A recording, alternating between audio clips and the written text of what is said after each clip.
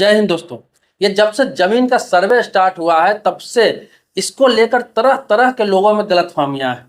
गलतफहमी बहुत ज्यादा गलतफहमी है, बहुत गलतफहमी सही भी है और बहुत सारी चीजें हैं जो अफवाह के तौर पर लोगों को सुनने को मिल रहा है। तो आपको बता दूं, आप वीडियो भी देखेंगे सोशल मीडिया पर, यूट्यूब पर देख रहे हैं, फेसबुक पेज पर देख रहे हैं, इंस्टाग्राम पर देख रहे हैं, कहीं भी। तो होता क्या है कि इसमें ज्यादातर अधिकतर लोग ऐसे हैं जो सही चीज नहीं बता रहे हैं, वो सुना हुआ चीज बता रहे हैं। कोई भी ऐसा चीज नहीं बता रहे हैं जो लीगल है या फिर जो हो रहा है, जो होने वाला है। इसी को लेकर तरह तरह का सवाल आ रहा है। मैं 2 वीडियो इससे पहले भी सर्वे को लेकर बनाया हूं और बहुत सारे कंफ्यूजन आपका मैंने दूर भी किया है और बहुत सारे सवाल आ रहा है, वो भी कंफ्यूजन मैं आज दूर करने जा रहा हूं।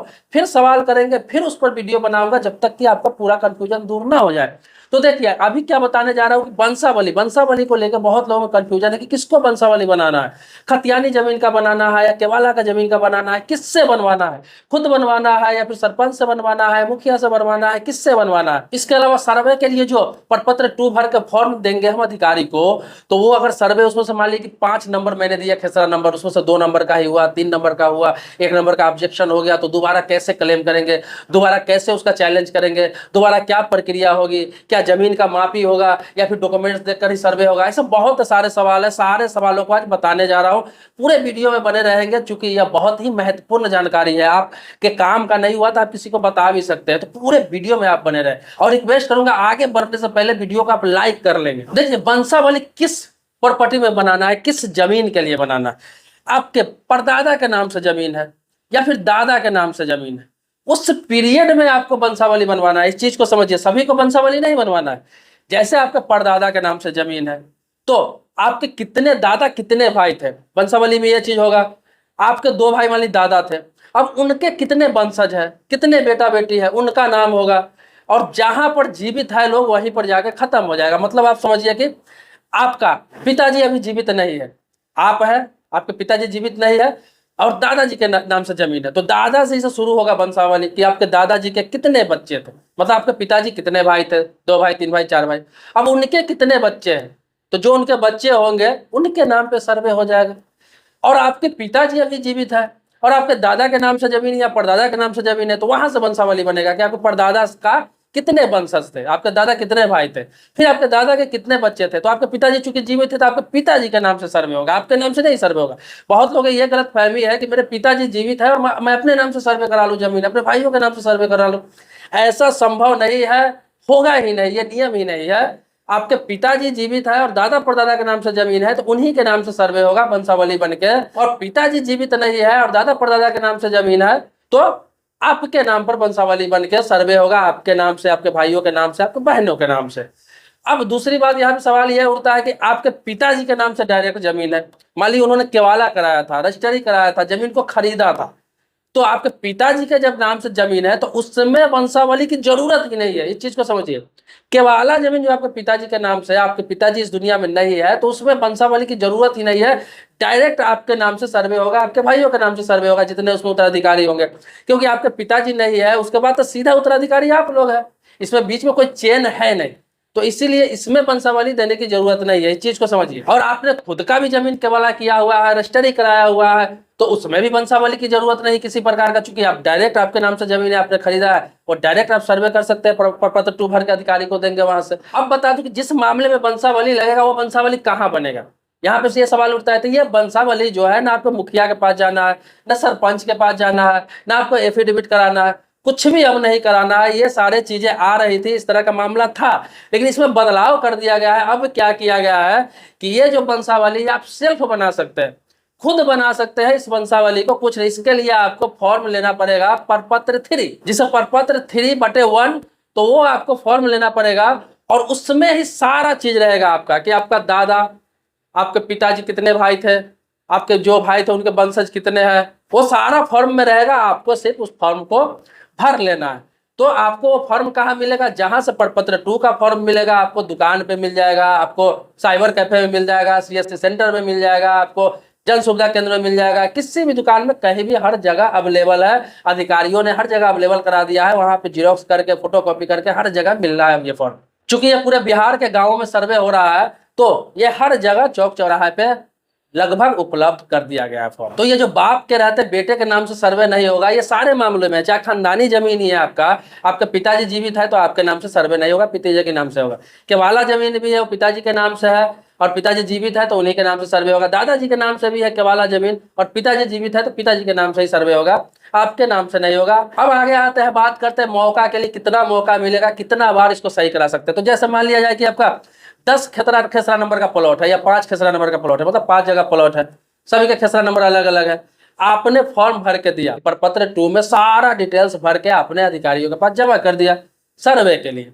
अब होता क्या है कि जब आप जाएंगे तो आपको पता चलेगा कि आपका 10 प्लॉट था, उसमें 8 ही प्लॉट का आपको सर्वे हुआ, 2 प्लॉट छोड़ दिया गया। किसी कारणवश कुछ ऑब्जेक्शन उनको लगा होगा या फिर किसी ने ऑब्जेक्शन उस प्लॉट पे किया होगा, तो 8 प्लॉट का हो गया आपका सर्वे, या फिर आपका 5 प्लॉट का ही हुआ, 5 प्लॉट का नहीं हुआ।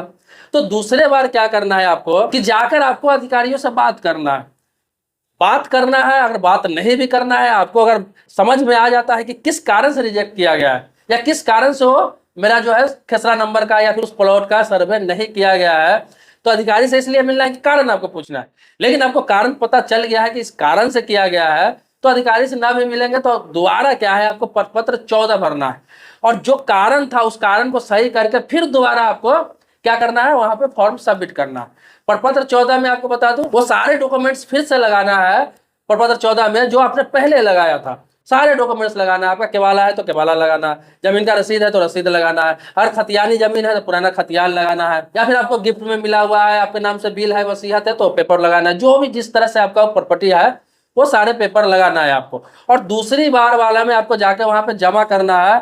तो दूसरी बार वाला में क्या होगा कि पहले बार में तो नहीं वो रिजेक्ट हुआ जिसका कारण था, दूसरी बार में क्या होगा कि वो अधिकारी जो है वो सरकारी अमीन के साथ आपके प्लॉट पे जाएंगे, जहां भी वो प्लॉट है जिसे किस कारण से रिजेक्ट किया गया, उस प्लॉट पर जाएंगे, उस जमीन पर जाएंगे, उसको देखेंगे, उसको मापेंगे, उसके बारे में जानकारी इकट्ठा करेंगे, फिर उसको सुधार करके फिर उसका भी सर्वे आपको नाम से कर दिया जाएगा। लेकिन जो ऑब्जेक्शन, मान लीजिए उस जमीन पर केस चल रहा है किसी प्रकार का, या फिर कोई और दावा कर रहा है, या फिर ऐसे भी है कि आपके बहन है, कोई और भाई है जिसका नाम इसमें आपने नहीं दिया और पूर्वज का संपत्ति है, पैतृक संपत्ति है, आपने इसमें नाम नहीं दिया वंशावली में, या फिर नाम दिया और उसके बारे में कोई जिक्र नहीं कि आप सर्वे अपने नाम से कराना चाह रहे हैं, उस पीरियड में भी आपको कहा जाएगा कि ये सब सुधार करके सभी को बुलाकर वंशावली तैयार करके आप आइए, आपको ठीक कर दिया जाएगा। तो जमीन पे भी जाएंगे, मापी भी करेंगे, सब जानकारी इकट्ठा करके उनको सही लगेगा तो फिर दोबारे बार में सर्वे कर देंगे।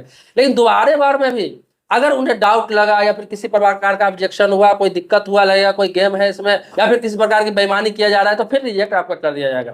फिर आपको तीसरा और आखिरी मौका दिया जाएगा, उसके बाद सुधार की कोई गुंजाइश नहीं है। तीसरा आखिरी मौके में आपको बता दो, इसमें प्रपत्र 21 भरना पड़ेगा, प्रपत्र 21। और ये जो प्रपत्र 21 होगा ये आपका लास्ट मौका होगा, आखिरी मौका होगा। तो इसमें आपको सभी चीज सुलझा कर जाना है ताकि फाइनल पब्लिश हो जाए, अन्यथा उसके बाद मौका नहीं मिलेगा। आपको बोला जाएगा जाइए कोर्ट में और कोर्ट से समझ के आइए, यहाँ तो सर्वे होने वाला है नहीं, जब डिसीजन आएगा तो देखा जाएगा क्या होगा। सो तो ये मामला पेचीदा हो सकता है। अब देखिए दिक्कत क्यों आएगी, किन किन को दिक्कत आ सकती है, इस चीज को लिए समझिए तो समझ गए किस दिक्कत से रोका गया। लेकिन ये समझिए कि दिक्कत क्यों आ रही है लोगों को, जिसका 5 खेसरा है, 2 खेसरा का हो रहा है, 3 का नहीं हो रहा है, किसी का 10 प्लॉट है, 5 का हो रहा है, 5 का नहीं हो रहा। क्या कारण है दिक्कत, आपको बता दे रहा हूँ। दिक्कत उसमें नहीं है जिसका केवल जिसका बाप के नाम से जमीन है, खुद के नाम से जमीन है, खरीदा हुआ जमीन है, उसमें तो दिक्कत हो ही नहीं रही है, न होने वाली है, क्योंकि खरीदा हुआ जमीन है, उसका ताकि खारिज हो चुका है, रसीद कर रहा है। दिक्कत आ रहा है ज्यादा पैतृक संपत्ति में। तो पैतृक संपत्ति में कैसे दिक्कत आ सकती है, तो पैतृक संपत्ति में ऐसे दिक्कत आएगी कि बहुत सारे लोग जो वंशावली बनवा रहे हैं, तो उसमें क्या कर रहे हैं कि बहनों का नाम नहीं दे रहे हैं, वंशावली में बहनों का नाम नहीं दे रहे, बहनों का नाम छाड़ दे रहे हैं। लेकिन सरकार इस पर बहुत सख्त है और अधिकारी भी सख्त है, तो वहां फॉर्म तो आपका जमा कर लिया जाएगा। लेकिन बाद में उसमें देखा जाता है कि सिर्फ भाइयों का नाम है, क्या इसका बहन नहीं है, वहां पे ऑब्जेक्शन होगा, आपसे पूछा जाएगा क्या आपकी बहन नहीं है। आप बोलेंगे बहन है, या फिर आपकी बुआ नहीं है, अगर दादा परदादा के नाम से जमीन है तो है भाई, बुआ भी है, बुआ भी है, बहन भी है, तो आपने इसमें उसका नाम क्यों जिक्र नहीं किया। तो आप बोलेंगे कि वो हिस्सा मांगने नहीं आएगी, उसको मतलब इस प्रॉपर्टी से नहीं है। मतलब हो नहीं हो, हिस्सा ले नहीं ले, वो सेकेंडरी मैटर। नाम आपको वंशावली में जिक्र करना है, जो भी जीवित है, चाहे वो आपका फुप्पे है, बहन है, जीवित है, उसका नाम जिक्र करना है। दूसरा ये है कि सर्वे के लिए आप जमा करते हैं और वंशावली में उसका नाम है, तो 100% ये मान लीजिए कि उसके नाम से भी उसका हिस्सा सर्वे होगा। आप कहे न कहे, कुछ भी कहे, मौखिक कुछ नहीं चलेगा, ऑटोमेटिक उसके नाम से सर्वे होगा। अगर वंशावली में आपके बहन या फुआ का नाम है तो अब यहाँ पे बात आती है कि बहुत सारी बहनें हैं या फिर आपकी फुआ है, पैतृक संपत्ति में लेना नहीं चाहती है, उसको मालूम भी नहीं है, उसको जिक्र भी नहीं कर रही है, उसको कोई मतलब ही नहीं है, तो उस पीरियड में क्या करें? तो उसके लिए यह है कि वंशावली में तो नाम उसका जिक्र करना है, आपको नाम देना है, लेकिन इसके लिए आपको उससे लिखित रूप से एक एफिडेविट लेना है, लिखित रूप से हक त्याग का पेपर लेना है आपको, जो ये साबित करे कि मुझे इस प्रॉपर्टी से कोई मतलब नहीं है, मैं होशो हवास में ये अपना शपथ बना रही हूँ, जिक्र कर रही हूँ कि मुझे इस प्रॉपर्टी से किसी प्रकार का कोई मतलब नहीं है, मुझे कुछ लेना देना नहीं है, मुझे अपने नाम से हिस्सेदारी नहीं चाहिए, मुझे सर्वे नहीं कराना है, मैं हक त्याग कर रही हूँ, अपने जो प्रॉपर्टी है वो भाइयों को दे रही हूँ। जितना भी हो सके सारा मजमून के साथ वो अपने बयान लिख के देगी, लीगल रूप से देगी तो और बेहतर है, किसी वकील के माध्यम से बनवा के एफिडेविट वगैरह तो और बेहतर है। अगर रजिस्ट्री ऑफिस से करा कर देते हैं, ज़्यादा जमीन है, मालिक 5 बीघा है, 2 बीघा है, 4 बीघा जमीन है, तो और पुख्ता होगा। तो ये सारी चीज़ें आपको डॉक्यूमेंट्स के रूप में देना, सिर्फ मौखिक कहा देने से नहीं होगा। मौखिक कहा देंगे आप, रहेगा ऑटोमेटिक सर्वे उसके नाम से कर दिया जाएगा, आपको पूछने की जरूरत भी वहाँ नहीं पड़ेगी, या फिर सर्वे को रोक दिया जाएगा। और वही दिक्कत आएगी जब तक कि आप क्लियर नहीं करेंगे, और तीसरी बार में क्लियर नहीं करेंगे तो फिर सर्वे नहीं होगा। क्योंकि बहनों को हिस्सा नहीं देना ये बेईमानी के कैटेगरी में आ जाता है, क्योंकि हिंदू उत्तराधिकार संशोधन अधिनियम 2005 कहता है कि पूर्वज के संपत्ति में, पैतृक संपत्ति में जितने भाइयों की हिस्सेदारी है बराबर बहनों की हिस्सेदारी है। और मुस्लिम लॉ कहता है, मुस्लिम प्रॉपर्टी लॉ कहता है कि कोई भी बहन है, जितना भाइयों का अधिकार है उसका 50% बहनों का अधिकार है। जैसे मैंने पहले भी एग्जाम्पल के तौर पे बताया था कि गज के हिसाब से बता रहा हूँ कि 100 गज जमीन, 100 गज जमीन है, 2 भाई है, 1 बहन है, तो 40-40 गज भाइयों को जाएगा, 20 गज बहन के जाएगा। मतलब जितने भी प्रॉपर्टी इसी हिसाब से बटेंगे कि जितने जितने हिस्से भाइयों को मिलेंगे उसका आधा हिस्सा बहनों को मिलेगा, ये मुस्लिम लॉ कहता है। लेकिन हिंदू में क्या है? हिंदू लॉ के हिसाब से बिल्कुल बराबर हिस्सेदारी है। जितने वैसे 100 गज जमीन है तो 50 गज बहन का, 50 गज भाइयों का। अगर 3 भाई बहन है तो उसी हिसाब से 30-30 गज, 32-32 गज, 33-33 गज जितना भी आएगा तीनों भाइयों बहनों को होगा, एकदम बराबर बिल्कुल। अब बहुत सारे सवाल ऐसे भी है कि जो हाल ही में जिन्होंने जमीन लिया, जिनका दाखिल खारिज अभी नहीं हुआ, नहीं कराए, अब सर्वे स्टार्ट हो चुका है, जैसे 1 महीना पहले, 15 दिन पहले, 2 महीना पहले जिन्होंने जमीन अभी रजिस्ट्री कराया, केवाली कराया, केवाला कराया, दाखिल खारिज के समय में प्रोसेस लगेगा, सर्वे स्टार्ट हो चुका है, तो ये तो घिचपिच हो जाएगा। तो आपको बता दूं, उन लोगों को दाखिल खारिज कराने की जरूरत नहीं। जो अभी 2 महीना, 4 महीना, 6 महीना पहले जमीन लिए, दाखिल खारिज उन्होंने नहीं कराया, मोटिशन नहीं कराया, उनको कराने की जरूरत नहीं है, क्योंकि उनका डायरेक्ट सर्वे हो जाएगा। वो भी दाखिल खारिज ही है, सर्वे का मतलब सोचिए खतियानी उसके नाम से बन जाएगा। तो उन्हें दाखिल खारिज उन्होंने ना भी कराया तो उन्हें दिक्कत नहीं होगी।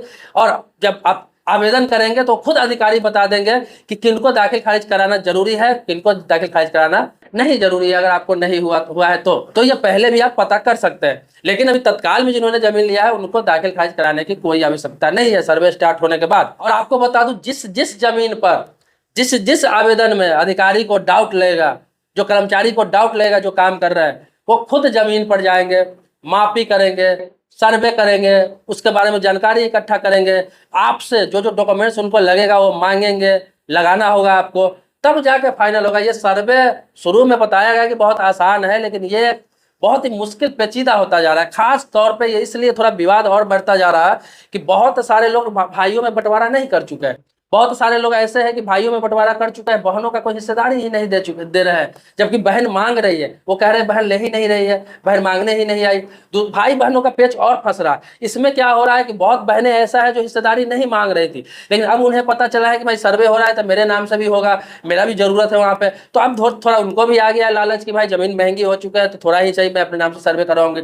तो बहन भी बहुत जगह दावा कर रही है, भाइयों से कह रही है कि मेरा नाम नहीं हटेगा, मैं सर्वे करा लूंगी, भले वो जमीन तुम ही रखना लेकिन सर्वे कराऊंगी। तो इसलिए भी थोड़ा बहुत पेचीदा हो रहा है, विवाद हो रहा है। बहुत लोग ऐसे भी हैं जो घर छोड़ के बाहर रहते हैं, दिल्ली, मुंबई, कोलकाता, चेन्नई, बेंगलोर, हैदराबाद, ऐसे ऐसे जगहों पे काम करते हैं, और उन्हें घर गए हुए 2 साल, 4 साल, 5 साल, 10 साल हो गया हुआ है, जमीन विवाद में फंसा हुआ है। ऐसे लोगों को भी दिक्कत आ रही है, उनको भी ये सब पहले क्लियर करना होगा। इसके अलावा जिन खेतों पे, जिन जमीनों पे विवाद चल रहा है, केस चल रहा है, मुकदमा चल रहा है, उन जमीनों का भी सर्वे हो सकता है। अगर जिसके पास पूर्ण कागजात है, सारे कागजात है, सारे अधिकार है, तो वो अपने नाम से सर्वे करा सकते हैं, उन्हें दिक्कत नहीं होगी। लेकिन जिन जमीन में कोई कमी है, कोर्ट में मामला चल रहा है और दोनों व्यक्ति के पास दावा है, डॉक्यूमेंट्स है, या फिर ऐसा मामला है कि लग रहा है कि दोनों का कोई ना कोई इसमें पार्टीशन शूट का मामला है, तो वैसे जमीन का सर्वे नहीं होगा। वैसे जमीन का सर्वे किसके नाम से होगा? जैसे कि आपके दादा के नाम से प्रॉपर्टी है, आप दोनों भाई आपस में लड़ रहे हैं, केस लड़ रहे हैं, मुकदमा फंसा हुआ है, आपके मान लीजिए पिताजी के नाम से संपत्ति है, पिताजी के नाम से आप दोनों भाई केस लड़ रहे हैं, तीनों भाई केस लड़ रहे हैं, भाई भाई में मुकदमा चल रहा है पार्टीशनशिप को लेकर, जमीन को लेकर, बंटवारा को लेकर। तो ऐसे में क्या होगा कि आपके पिताजी के नाम से ही सर्वे हो जाएगा, क्योंकि आप लोगों को तो बंटवारा हुआ नहीं, लड़ाई चल रही बंटवारा के लिए पार्टीशनशिप। आपके दादा के नाम से जमीन है और लड़ाई चल रही है, पार्टीशनशिप हुआ नहीं, तो आपके दादा के नाम से सर्वे हो जाएगा।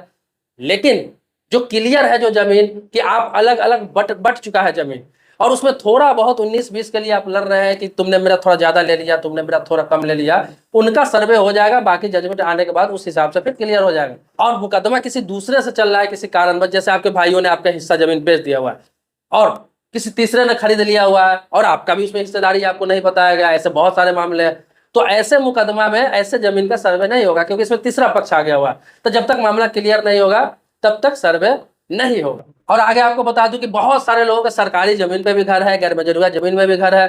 तो ऐसे लोगों का आप समझ लीजिए कि चाहे आप 10 साल से रह रहे हैं, 20 साल से रह रहे हैं, 50 साल से रह रहे हैं, कोई मतलब नहीं, आपके पास तो चूंकि किसी प्रकार का डॉक्यूमेंट्स ही नहीं, तो आपके नाम से सर्वे का तो सवाल ही नहीं उठता है, वो जमीन आपके नाम से होने का कोई सवाल ही नहीं उठता है। हाँ, किसका सरकारी जमीन है, किसके नाम से होगा वो बता रहा हूँ। जिन लोगों को सरकारों ने तहसील के माध्यम से बासगीत पर्चा काट के मिला हुआ है, बासगीत पर्चा मिलता है बिहार में, यूपी में, बहुत सारे जगहों पे मिलता है, जहां सरकार की तरफ से आपको 3 डिसमिल जमीन दिया जाता है। तो अगर सरकार की तरफ से आपको तहसील के द्वारा जो मिलता है बासगीत पर्चा अगर आपको मिला हुआ है, तो उस बासगीत पर्चा के आधार पर आपके नाम से वो प्रॉपर्टी सर्वे हो जाएगा, जमीन हो जाएगा, पुख्ता आपके नाम से हो जाएगा। तो उन लोगों का हो सकता है। लेकिन जो सरकारी जमीन पे घर है, गैर मजरूआ जमीन पर घर है, उनके पास कोई डॉक्यूमेंट्स नहीं है, वो बिहार सरकार की जमीन है या गैर मजरूआ जमीन है, तो जैसे है उसी स्थिति में सर्वे कर दिया जाएगा। वो किसी व्यक्ति के नाम से सर्वे नहीं किया जाएगा, भले ही आप घर बना के वहीं पे रहे हैं, लेकिन वो नाम से आपका नहीं होगा। तो दोस्तों, जिस तरह का सवाल लोग करते हैं, जिस तरह से जानना चाहते हैं, पूछना चाहते हैं, मैं कोशिश करता हूँ कि उसको क्लियर कर दूं, क्योंकि वीडियो हर बार लंबा हो जाता है, क्योंकि बहुत सारी चीजें बतानी होती है, इसमें भी बहुत सारा चीज और बताना बाकी है।